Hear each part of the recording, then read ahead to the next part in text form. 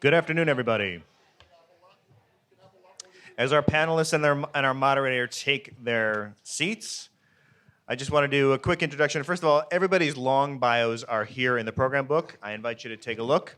But we wanted to structure a conversation that Yossi is going to moderate between three religious leaders. Umair Khan, who serves as the deputy counsel to the New York City Public Advocate, with Rabbi Stephanie Ruskay, who made her career in the Jewish social justice sector and now works at the Jewish Theological Seminary, and to Reverend John Vaughn, who serves as the executive vice president at Auburn Theological Seminary. I want to provide as much time as possible for their conversation, so I'm going to hand it over to my friend and colleague, Yossi Klein Halevi. Thank you, Mark, and delighted to be with the three of you, and looking very much forward to getting to the root of the issues and to concluding the conflict in the hour session that we have together. So why don't we begin and just get this out of the way. Trump is in Jerusalem, and he was at the Wall, he was at the Holy Sepulchre, and I don't know if he was on the Temple Mount, on the Haram al-Sharif. Umair, was he, did he make it up there? I didn't give him clearance. Okay.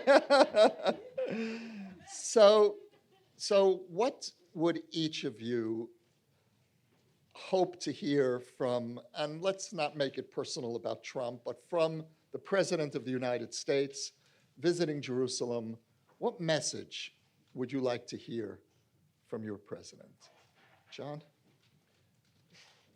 I think that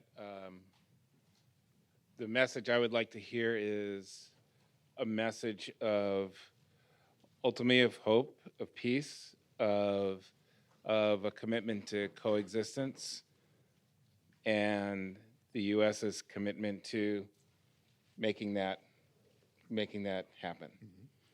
Okay, Umair? Sure. I guess my advice would be not to placate the extremists in the different communities. Sometimes it's easiest to go to your base, so to speak. And I think my advice would be to the president is not to placate the extremists within his party. Thank you. And Stephanie?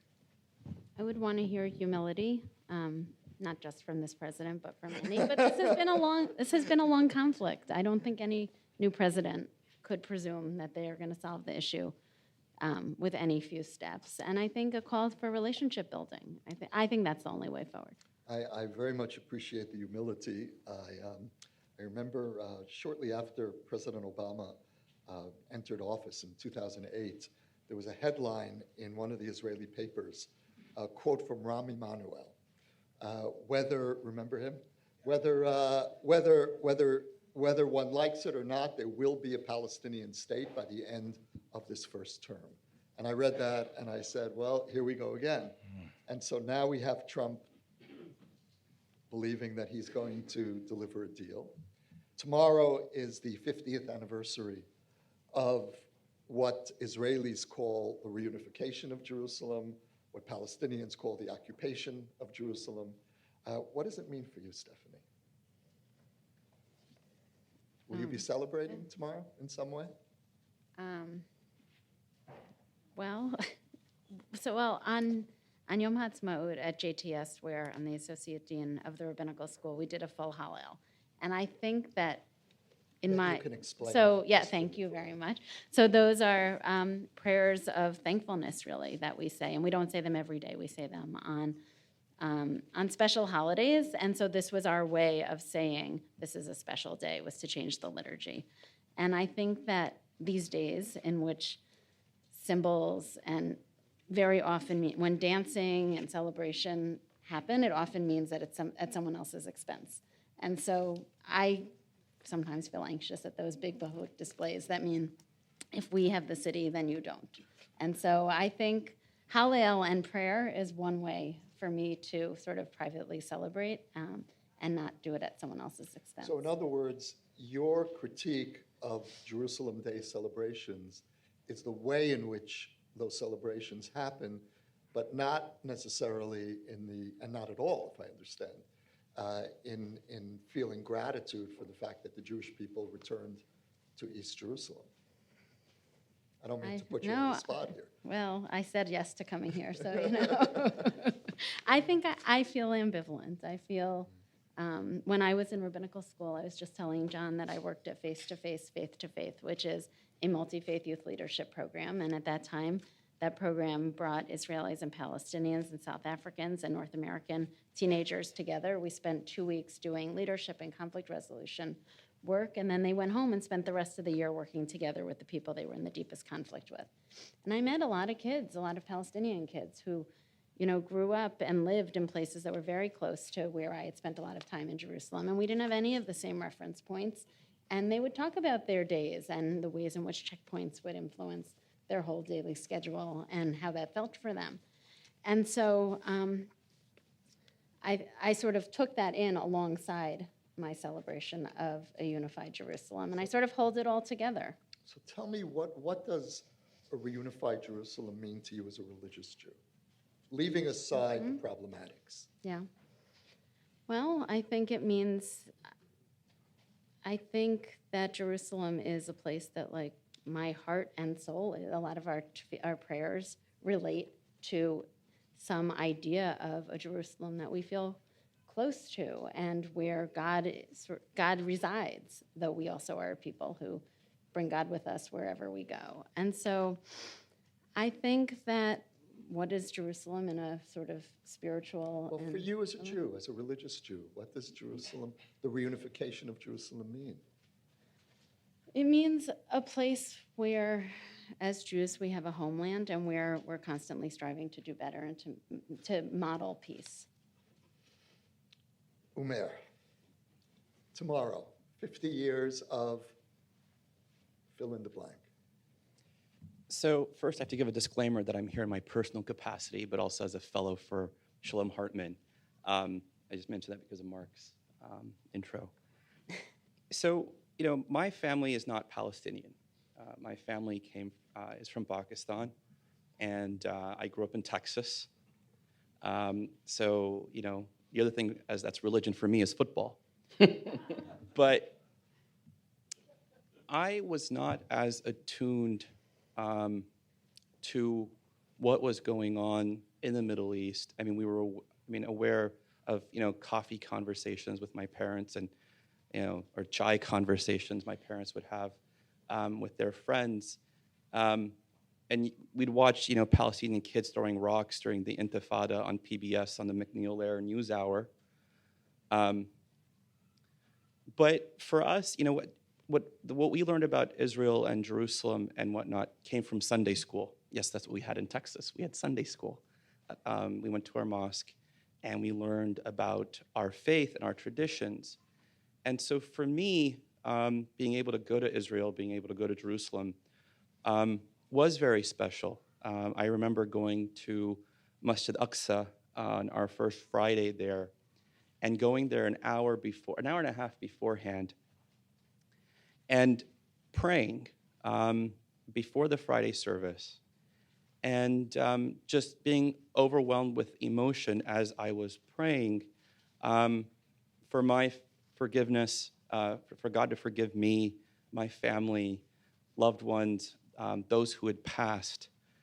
And I was kind of surprised because I did not expect to find my beard to be filled with tears. And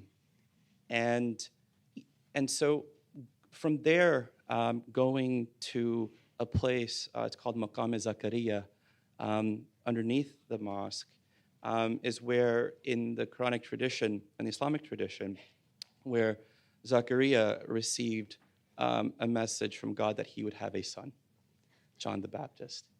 And then during our whole time there, visiting King David's tomb, visiting a location where it's believed that the Virgin Mary, her body rested for a while before it was buried.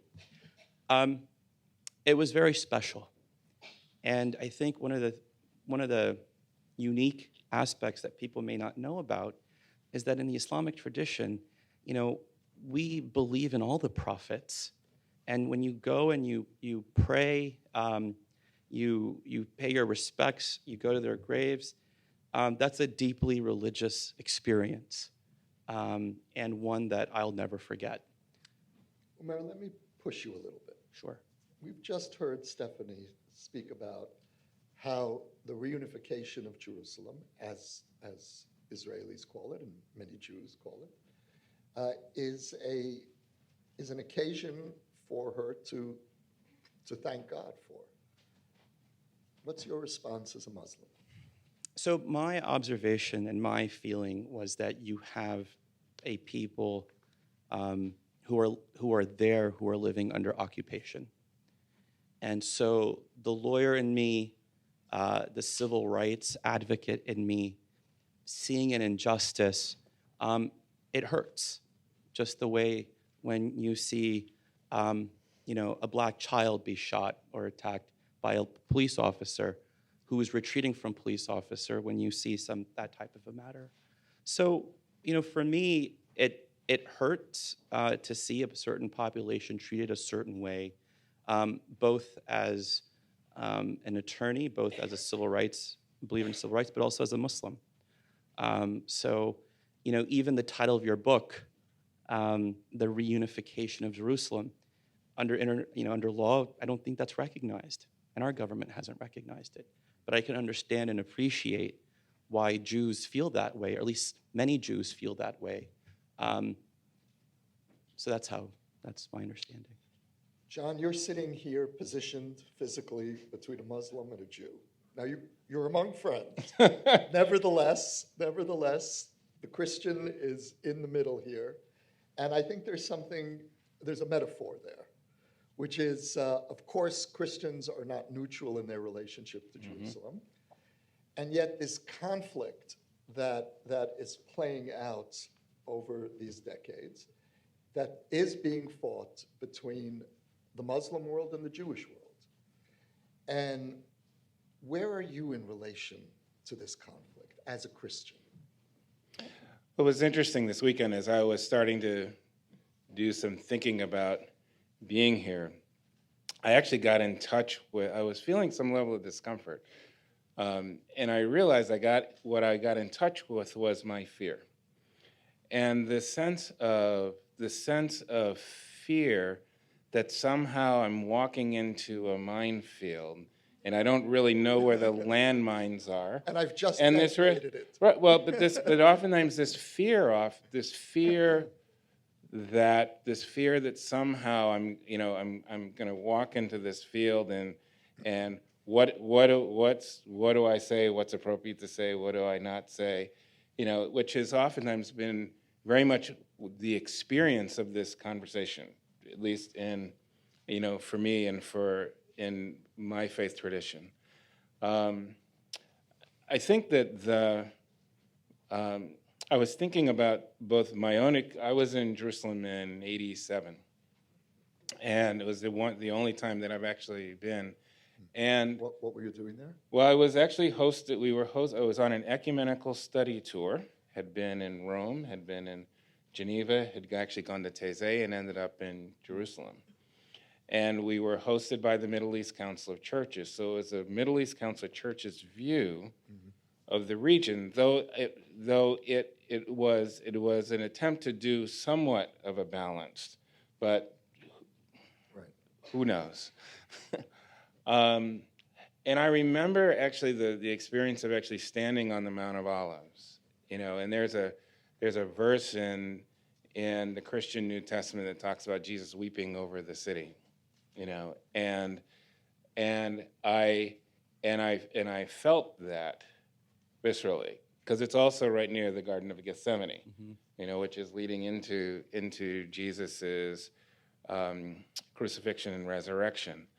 And this sense of, both feeling the paradox of the conflict, like you could see the conflict, and feel the conflict, but also see this sense of hope, and the sense that it's so significant to Jews, to Christians, to Muslims, and it's almost as if God has had this sense of humor. It's like, okay, now you all work it out. It means something to all three of you. You guys got to work it out. And so it's, so I think that there's always this interesting I think, negotiation that happens within Christian communities. I also think this is particularly within Black Christian communities, I think this is a pretty significant moment. I was thinking, my mother passed away in October this past year, and my mother was a psychologist and went to Clark University. And I remember the important Jewish presence that surrounded my mother, single mother. My father died when we were very young, who had gone back to graduate school, both the Jewish community that helped got her back into school, who were our surrogate kind of family and babysitters. They were the ones who we lived next door to, and it was like, of course, and that sense of real connection. And I juxtapose that experience, and even my schooling, in terms of my classmates and some of my close friends growing up. But I juxtapose that to the experience of the younger generation now, the Black Lives Matter, the Ferguson, this other generation now that's having a different set of alliances, particularly with Palestinian activists. And it feels like this is a major seminal moment to me in terms of Black-Jewish relationships. What would you say to the next generation? Well, I mean, I think it's important to tell it is important to tell this. I've got to tell my story, and I think we have to tell the stories of what the experience has been. And I would also say, I think to my generation and to this generation, to us in the room, is I think we've got to find a way to figure this. We have to find a way to figure this out. We have to find a way forward because it's going to get worse in terms of some of the allies who have been traditional allies who will not be traditional allies in another 10, 20, 30 years. And I think it will exacerbate what is already a pretty challenging situation. So we'll get back to the political consequences of Jerusalem, the land, but I would like to keep us for a moment on the experiential. And we've heard, Stephanie, from both John and Umair, some powerful religious experiences that they had in Jerusalem as a Christian, as a Muslim. Can you say something about your Jerusalem? I mean, I grew up in the conservative movement, and I was in USY, which is the youth movement, and we went to Israel. And that, for me, was, I prepared a lot and thought a lot about Israel and read a lot about Israel before I went, but being there at that time in the early 90s was, for me, it was like where I felt, and I grew up mainly in Mayapack, so it's just north of Westchester County. There were not a lot of Jews there. This was where I could live my full Jewish identity, and I came back and said to have my whole family, I was staying. Like, that was where I was going to live, and why on earth would you ever, if you were going to live in Israel, why would you ever live anywhere except Jerusalem? Like, that was how I saw it then. And so I think for me, it was the being where I felt I could have the full expression of my religious life. Yeah, that is what happened to me. I moved to Israel in 1982, and I moved to Jerusalem, and I've been there ever since. And it was so clear to me that if you can live in Jerusalem, how can you live anywhere else? And that really was, I'd say, an extension of the reason why I moved to Israel altogether. That if I'm living in a time where it's possible to live in Israel, how could I live anywhere else? And so Jerusalem was really, as you say, was the extension of that line of thinking. And what was it about experiencing the land, experiencing time, Jewish time in Israel? Time is Jewish. What was it that touched you in particular? I mean, what you just said about time is, yes, like it was, I grew up in a Christian community here where our time, we were always the other. And so being in a place where the whole community was, that was just, Shabbat was when Shabbat was, and nobody did anything. You weren't being torn away from something else. that was powerful. So some of it was just that. Some of it was, there was a way that I was in touch with nature. I mean, everyone who goes to Israel finds themselves hiking at some point. So there was a way in which we were more in touch with nature than you could do that here, but fewer people do. There's a way in which the land feels more related to the religion. And you read the Torah and you can go visit the places. And so it just feels like this religion that has so much to say about your whole life. You're in the place where lots of it happened. Now, when I think about the three religions and their relationship to Jerusalem, there is one common thread, an idea that runs through all three. And that is that Jerusalem is the place where heaven impinges on earth, or earth rises in some way to heaven. For Judaism, it's the temple. The temple is the place of the Shekhinah, the divine presence resting literally on earth. For Christianity, it's Jesus rising from this place, from that place. And for Islam, it's where the prophet rose to heaven, took his heavenly journey. So there's something that there's an intuition that all three religions share, that this place is kind of Jacob's ladder, to use another biblical image, with the angels going up and the angels coming down. And did any of you have something of that experience in Jerusalem? The sense of stepping out of ordinary time, ordinary space, and encountering something of the living presence of God? I mean, I think the closest for me was certainly that standing on the Mount of Olives for me. I think the visual of looking over Jerusalem, that's, I think, where it really. And what was it? What was that experience? I think it was the visceral experience of both despair and hope. I felt the sense of despair or challenge of the moment of what is happening, I think, within Jerusalem, and I experienced that sense of hope, that sense that indeed it is a significant sacred place for our religion, And I think, I'm going and to it push just. you. What was it for you as a Christian? You're on the Mount of Olives, the place where Jesus is about to voluntarily undertake his sacrifice. Mm-hmm. What's happening to you as a Christian standing there? So for me, it was almost being able to touch Jesus. It was that sense of it was a more kind of the closest for me of getting to more of the physical presence of Jesus. That sense of being kind of where he walked, where he stood, where he prayed, like that. That was one of the things that really that I could just palpably feel. Umair, the prophet? So for me, I think one of the most special moments, so we would, on our second trip, in the morning, a number of us would go to the mosque for the morning prayer, the pre-dawn prayer, Salatul Fajr. And so we'd catch a cab from our hotel, and it would drop us off at the Lion's Gate, Bab al-Asad. And we'd walk up these stone streets, and you'd hear a couple of roosters crowing.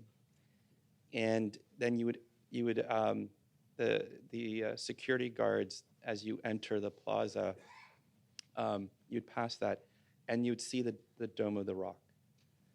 And the sun is just beginning to peak. The sky is black, but it's starting to lighten. And you could see, on numerous occasions, you would see birds circling around the Dome of the Rock. And then you walk forward towards the steps to Masjid Aqsa. And it's just so serene. And you feel this calm. And it's not just like, it's just quiet, but there's this serenity. There's this like inner sukoon is the word in Arabic, this peace, as you walk in to say your morning prayer. And so I deeply valued that experience and try to do it as many times as possible, to go in the morning. I also would, on a couple of occasions, actually went into the Dome of the Rock, and I sat there and I prayed. And then you take these small stairs that are cut into the rock, under the rock essentially. And at that moment, both Jerusalem and Mecca are your Qibla, which is the direction of prayer. And I remember sitting in the afternoon between the Asr and Maghrib prayer and reciting from a chapter of the Quran named Abraham, Surah Ibrahim, and just praying. And just quietly for an hour. But these were such special moments. And, but also when you talk about sharing of space and experience, on all those times after we would pray Fajr and we're walking back to our hotel through the old city, before you reach the Mamilla, Orthodox Jewish men were coming in for their morning prayer. And you just realize how we shared this space and how important it is. I mean, it's not that easy to wake up early in the morning, but to see people going and to go observe their faith with such devotion. And it was something that I appreciated.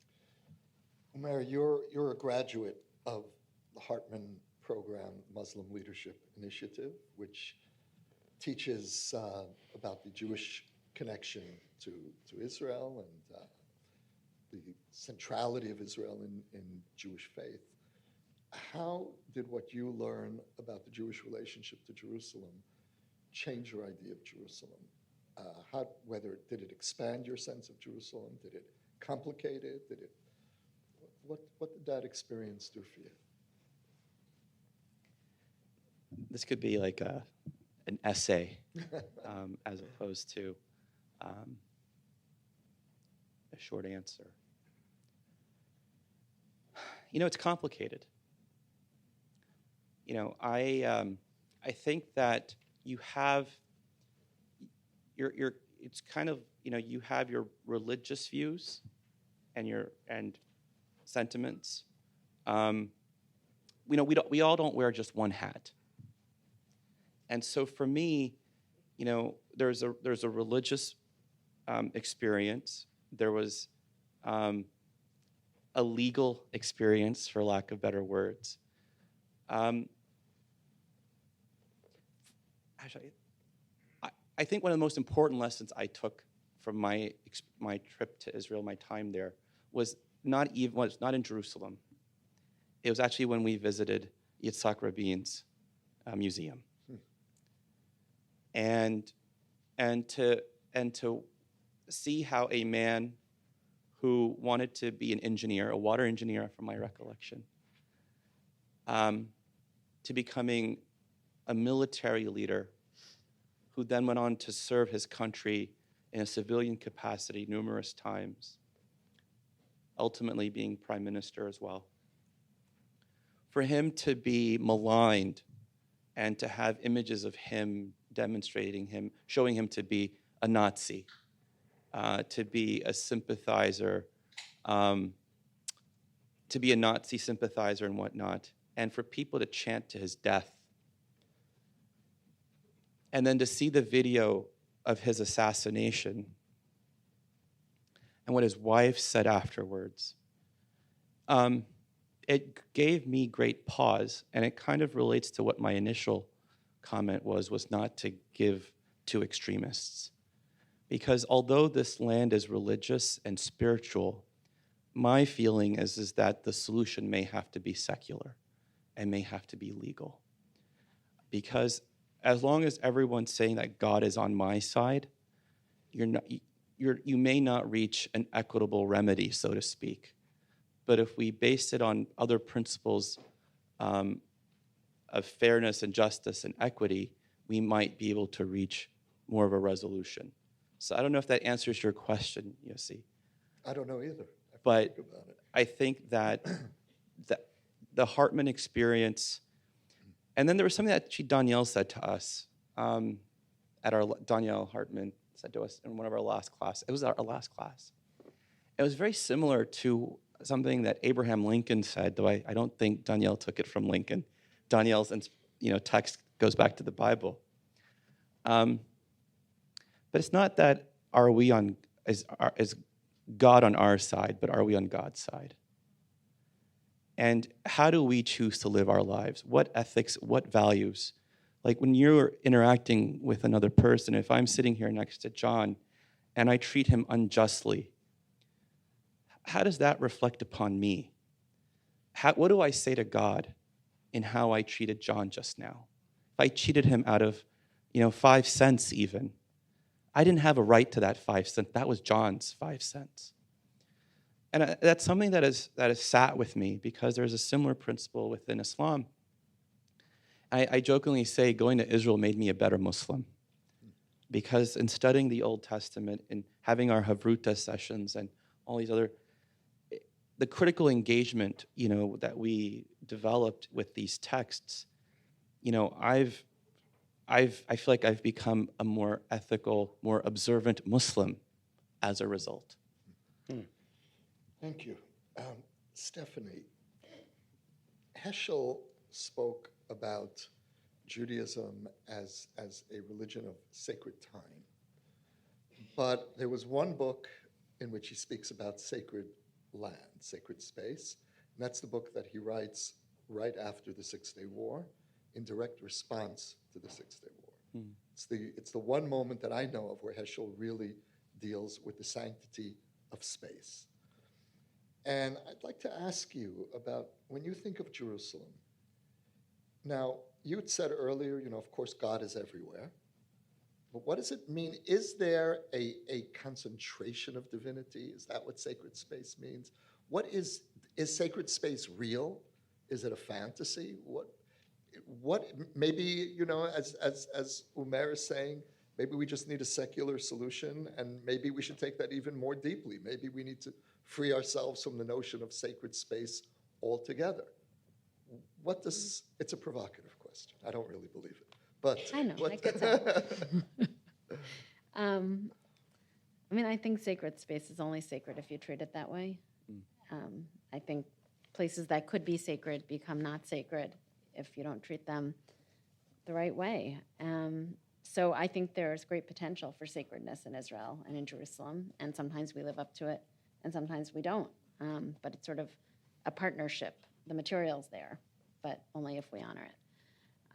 I smiled when you offered your solution of a secular solution because I have been finding myself thinking a lot about the ways in which, like, human beings just get in our own way in terms of creating peace and being able to share. And it's hard to not stake out your area as an individual, as a people. And so I've been thinking a lot lately about who else might be able to help and how might we solve this? Because it's hard to give up power just because you feel like it, right? That's hard. I have to say it's kind of interesting because one of the things we've been talking about a lot at Auburn has been we think the importance of faith in movements, and that ultimately movements really without faith will never really achieve the transformation that we seek. So success is not just when the person with the Confederate flag folds it up and puts it in a trunk. But when that person actually says, I need to see my life differently. I need to see my neighbors differently. And so it's interesting. I both understand the statement of that it may need a secular solution, but I resist that in myself because maybe it's a different way. I think part of, let me use Protestant language, the kind of the reformation is our reforming our sense of who God is and our relationship to God and the power of God. And what does it mean actually to really lean into, for us as Christians, what does it mean actually to love everybody? And what does that mean? And what does that look like? And what does it push us towards? And so I think there are ways in which I think religion gets in the way, I don't know if necessarily for me it's that then therefore it is the secular response. I think there's a call to think differently about our faith, to think differently about kind of our relationship to God and the transforming power of God, kind of in partnership with the secular, in partnership with the other forces. One of the consequences of what I hear you saying is that in order for religion to be a positive force in this conflict and generally, it needs to nurture its capacity for empathy with other religious traditions.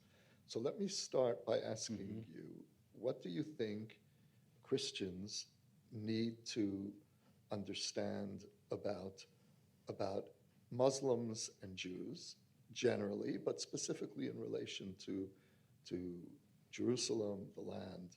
I'm going to ask the two of you the same question. Well, I really appreciated your talk earlier, Yossi, because I think what it did, oftentimes that we want the solutions to be this or that.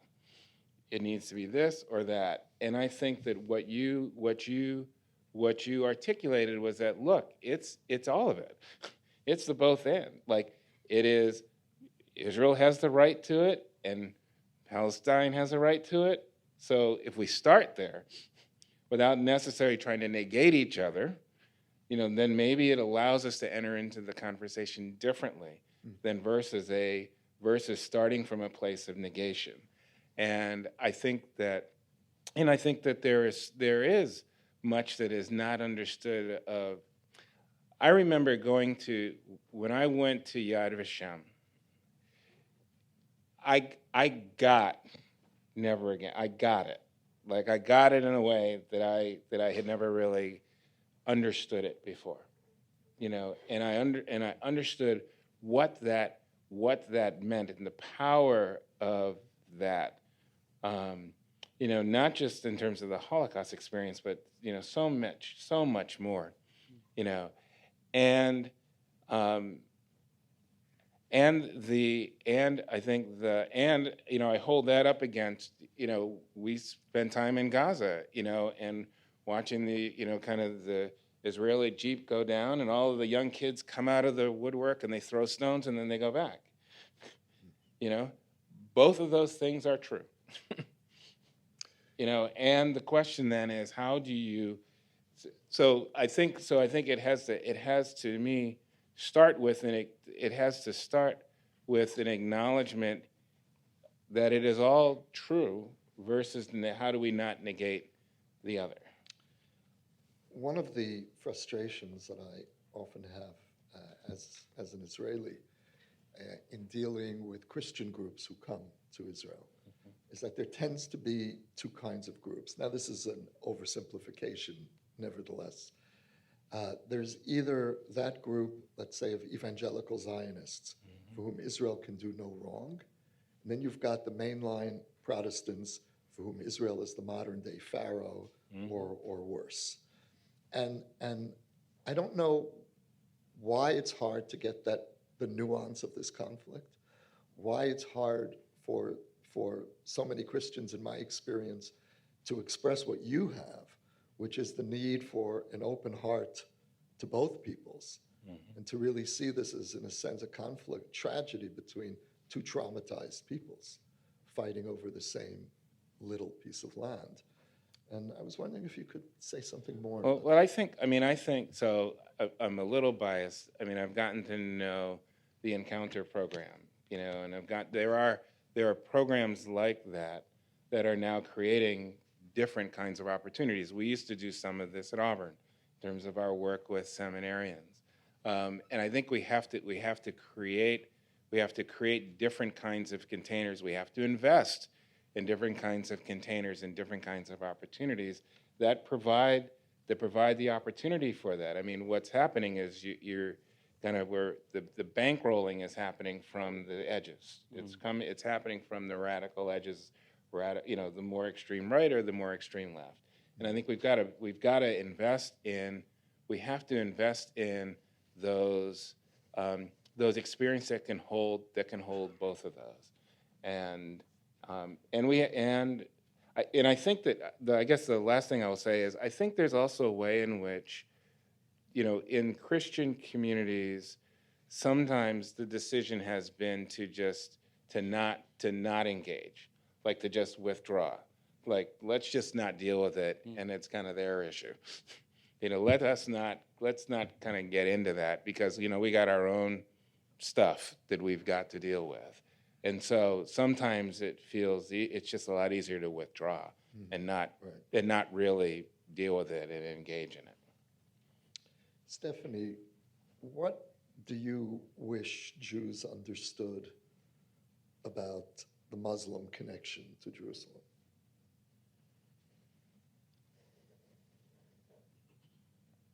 Well, I think, truthfully, I think there's relationship work to be done across. I think within the Jewish community, we haven't figured it out amongst ourselves. And about who has a place. yeah, it's hard. It's kind of hard to say, what do we have to know about somebody else when we don't behave particularly well to ourselves? Mm-hmm. So I think an orientation towards relationship building and saying solutions have to come from groups that are representative of lots of, from diverse groups. So diverse within the Jewish community, but it's probably not all within Islam that there's one perspective. You probably have within your own community people who have different feelings within the Christian community. Mm-hmm. So I would say, first of all, we shouldn't think that if there's one person who tells you one thing about Islam, that's how it is, that's that one person's experience. And so in the same ways in which we have a lot of diversity that we haven't addressed healthfully, I don't think,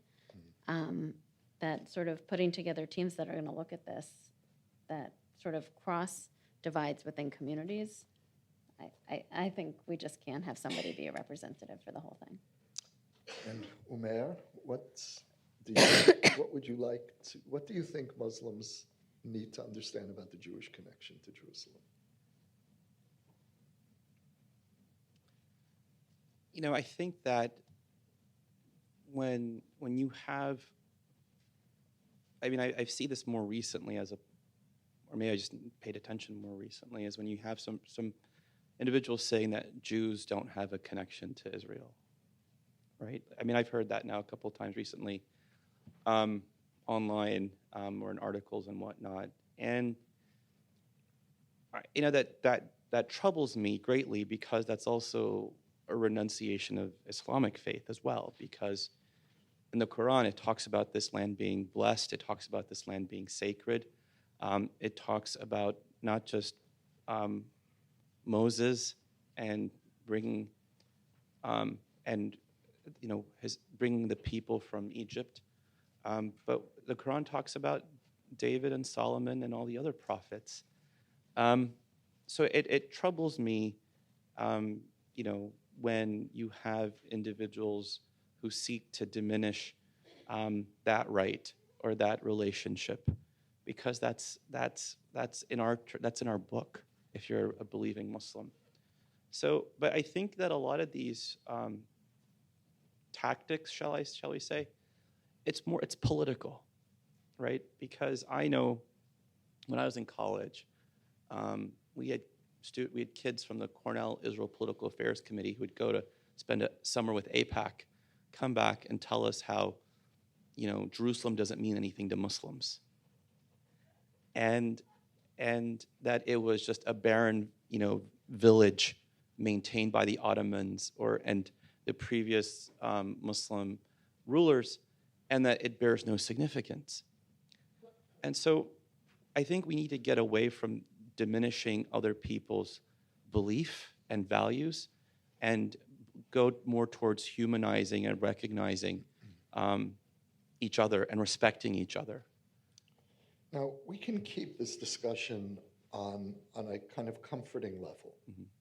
where the three monotheistic faiths, we all have a relationship to Jerusalem. The problem with that is it's not completely accurate, in the sense that Judaism works a little bit differently than Christianity and Islam. First of all, Judaism is a particularist faith, Islam and Christianity are universal faiths. And that has consequences in terms of the emphasis that Judaism places on a particular land, a particular city. And when you, Umair, when you speak about that's political and not necessarily religious, in Judaism, there isn't that distinction. And so it complicates the picture for us, which is why tomorrow, 50 years to the reunification of Jerusalem, to use our language, you, Stephanie, are drawn to prayer. You're drawn to a religious expression for what is seemingly a secular, political, military event. And yet in Jewish consciousness, it is not at all seen, certainly not by religious Jews. It is not seen as a secular and political event. And this creates a minefield. To go back to your image originally, Jerusalem is a minefield for the three religions, in part because we relate to the city in different ways. And in the same way that Judaism has space for secular Jews, for atheists, because peoplehood is the foundational construct. I would define the Jews as a people with a religious identity. And that means that we create a space for a seemingly secular relationship within a religious framework. And so, Stephanie, I was wondering if you could address some of these complications and what it means for you to be relating as a religious person to an event which Christians and Muslims will see as political, as secular. How is that religious for you? Well, look, I think the theme of all my comments has been it's a struggle. But I think that... You mean jihad?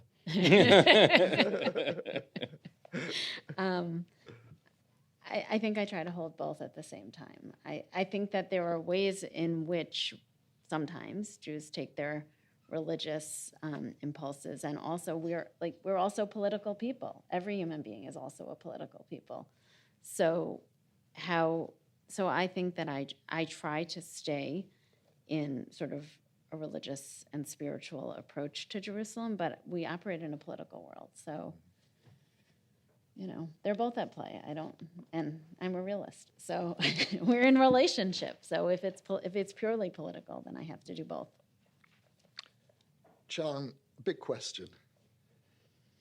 In your messianic scenario, when you think about a messianic future, does Jerusalem have a place does it have a role, an important role in the messianic unfolding? I mean, I think it has a role, but I don't think it's as significant. So for me, theologically, in kind of the Christian scriptures in the book of Luke and the gospel, the writer talks about like the kingdom of God is in your midst.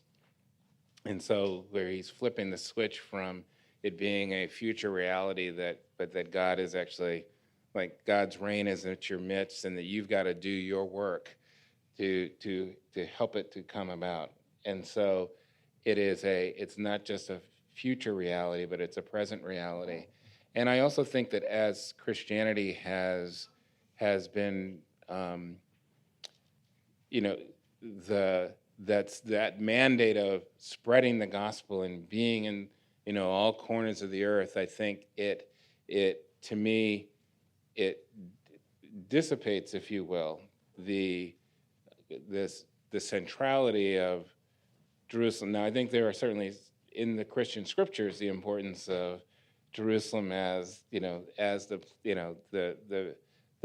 Messiah is coming back a second time, and kind of being, like Jerusalem being that place. But I would think that for the daily lives of most Christians, it's a much more dissipated, experience. And it's really about the kingdom of God and the reign of God where you are, and the communities in which you live, and in your own life. So I think it's been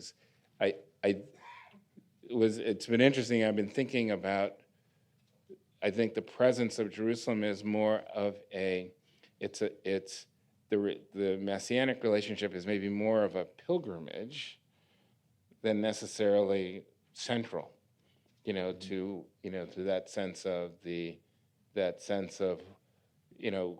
when the reign of God, A pilgrimage in the Come sense through. of Isaiah's vision that the nations will Mhm. will come to Jerusalem in the Yep. end of days. Umair, is there in Islam, or for you as a Muslim, is there an eschatological place for Jerusalem? Sure.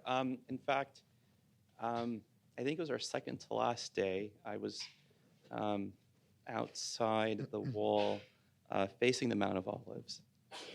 And we were with another MLI fellow, Saud. And we went, and Saud had spent time in Israel before, and he pointed in that direction. He goes, and that's Damascus in that direction. And it just, all of a sudden it hit me that in the Islamic tradition, Jesus, Isa ibn Maryam, will come from Damascus towards Jerusalem. And, it was just like, things that you read about, you're there. And all of a sudden it's like, whoa, it's surreal. And, for me, it was, I do believe that. But when that will happen, how it will happen, that's not for us to know. But for us to live our lives and to do good is, I think, what is the cornerstone of faith. I know other people believe in other traditions and that they have to do everything in their power to usher this time period. I think our responsibility is to do good in this time period and leave that for when it's going to happen. Stephanie, Messianic Jerusalem, a hope, an act of hope, a metaphor. Yeah. What is it for you? I see peace building and justice work as on the way to achieving it. So I think, yes, I imagine a messianic time that includes Jerusalem and peace. I think it's very far off, and I think that our work is to do the things that might put it in place. Seems far away. Thank you. I think we'll open for some questions. We have about 15 minutes. Yes, please.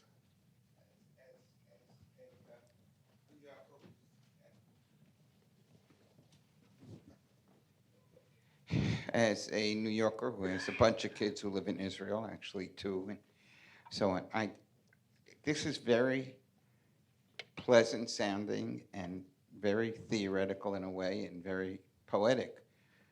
But if I'm not mistaken, Ehud Barak and Peretz, when he was prime minister, each made tremendous offers to the Palestinians.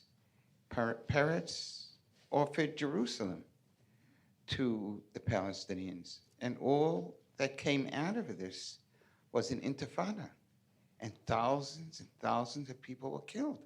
And we're talking here, when you're saying perhaps if we can't get the religious to decide, then we'll have to go to a political solution. Well, I don't think Barak. Could you? We'll need a question. Yes, my question is quite simply, why are we negating the actual political movements that have been made, particularly by Israel, to grant major parts of what we took in 67, including Jerusalem, back to the Palestinians, and all we got for that was death? I don't hear a question. Question is, why do you neglect to consider this? Does anyone want to address that? Umair? Not to put you on the spot. So here's the thing. I'm not Palestinian, right? And so for me to opine, my family's from Pakistan, and I can't even speak knowledgeably about Kashmir. So I don't think I don't want to step in a position for me to explain what was going on for something that I was not involved in. I wasn't in the room. Perhaps if Tal Becker was here, he could give us more insights. But so I don't want to disappoint you, but I just don't want to. I don't want to opine upon something that I don't know. I think Yossi is a much better Yes, scholar. I mean, I think that like in many ways, I think that question kind of points to the sense of the sadness and at times the intractability of, because the number of rooms that I've been in where either this question or you get, other questions and so it adds to the, and I sit here and wish that I would have a great answer for that question. I don't have an answer for that question. I don't know. But I think the fact that it speaks to I think it just points to it reminds us of the depth of frustration, that exists in this, the sense of, it adds to the landmines, in the minefield, I think, for us. And, so, there are no real clear answers for us. Well, I not to neglect it. I think it happened, but we were not the right cast of characters with the right deal at the right time. And so I think, like, what we're saying is we have to keep trying. No, please. Unfortunately, my role as moderator precludes me from giving my strong opinion on this. I actually agree with the substance of your question, but that's all that I'm going to allow myself to say. It's not a political conversation, and we're going to leave it at that. Yes, please. Sorry, Yes, please. I called on you. Yes? Kind of loud voice. Okay, I'll do this. So I wondered if I could hear from the two gentlemen about what they think and how they think Jews felt after Israel became a state and didn't have access to the wall. And what do you think that does to a people who don't have access? Christians, after the Six-Day War, Christians and Muslims continued to have access to their holy places.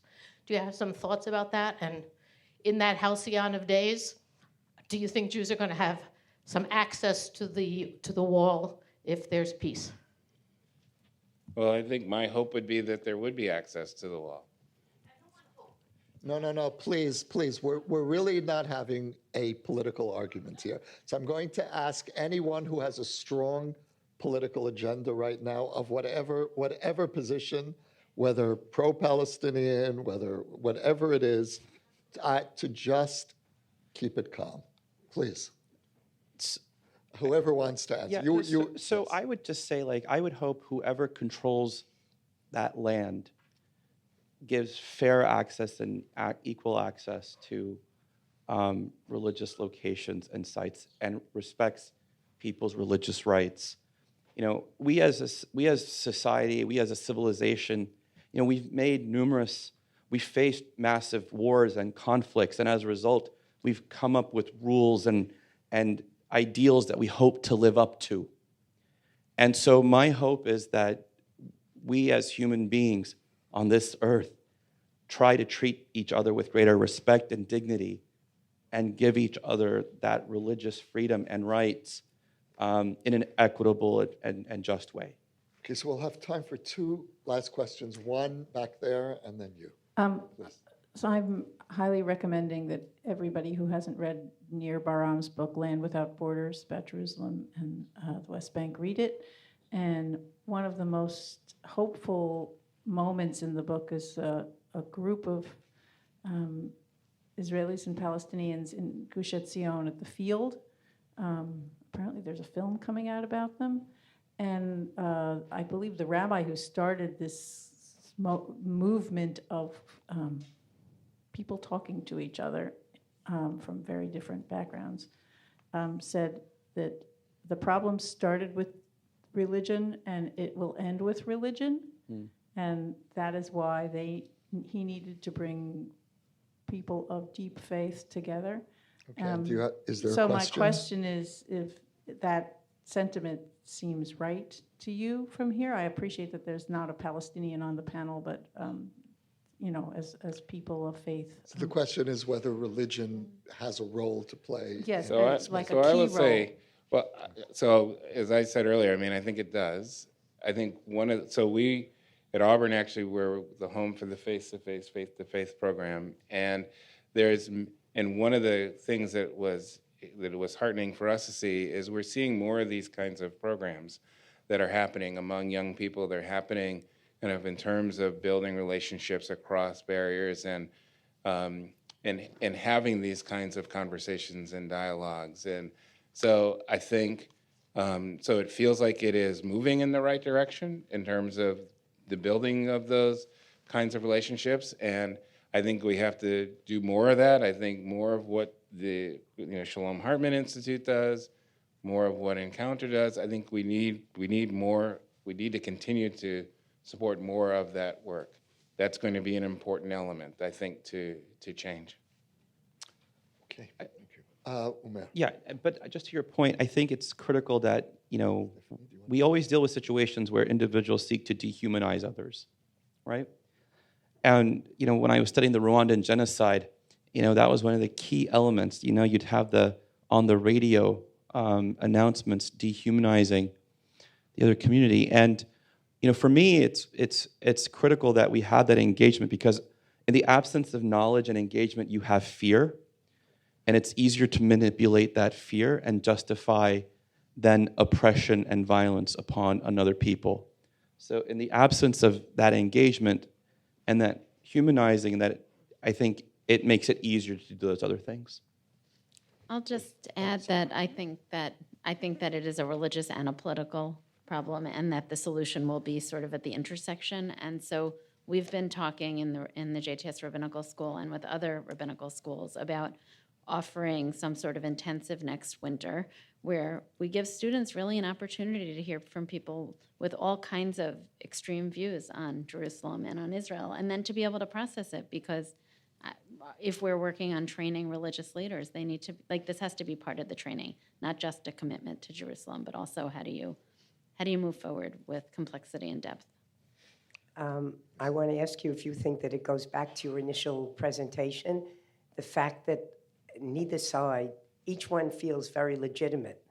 And so that causes an inability to compromise, and that may be what happened in the negotiations, that there was no ability to compromise, or as you said, to split the talit. The question is to me? Well, to anybody, and I think that what you said has a great impact, that there is the inability, the feeling of, I'm asking you, do you think that each side feels so justified that they cannot compromise? Absolutely. I think that, and from my point of view, each side is justified in its. Yes. That's why each side is very difficult to compromise. Yeah. Well, but sometimes being sort of compassionate and just and being in a relationship, you could still be right and also want to find a way to live together, right? So, as the only citizen of Jerusalem on the panel, I'll allow myself the final word and say something about what my Jerusalem means. And my Jerusalem is a place where time is flexible. Sometimes the past impinges and sometimes the future impinges. And I could be sitting in a traffic jam, and this has happened to me more than once, when I will ask myself, I'll say to myself, I have one of two ways of relating to this moment. This is either a frustrating traffic jam in the way that it would be in any city in the world, or I can come to the conclusion that isn't this extraordinary that I'm sitting in a traffic jam in Jerusalem, and that my daily life is the stuff of the wildest dreams of my ancestors. So those are two choices that I have in moving through my day, relating to the present as just the present, or relating to the present in terms of this overwhelming past. And the future impinges occasionally, less often than the past, and that might be one of the problems in Jerusalem. but every so often I'll see something, and some of you've all actually alluded to the interaction, the meeting point of the religions in Jerusalem. And there'll be an image, there'll be a sound where suddenly you'll realize what's actually happening in Jerusalem. And that Isaiah's vision, which I take very seriously, of humanity coming on pilgrimage to the living God in the end of days, that in some way Jerusalem is struggling every day to reach that realization. And that the daily life of the city is a kind of a prelude for Messianic Jerusalem. And so we've had hopes, we've had prayers. Be'ezrat Hashem, inshallah, God willing. Thank you very much. I'd like to thank our wonderful panel for your participation and for entering the minefield. Yes. Thank you, Umair, John, Stephanie, and thank you, Yossi, for moderating. We're going to have a 15-minute break right now between the next sessions. The L2 Teen Center, you are currently on floor L2 if you're interested in going to Judah Bernstein's session on Between Consensus and Dissent, American Zionism in Recent Times. In this space, we will have the panel Religious Zionism, a Rabbinic and Interdenominational Conversation. And upstairs in the Beit Midrash will be Shana Weiss on One Day, Two Declarations. Enjoy your 15 minutes, and we'll be starting the next panel session soon.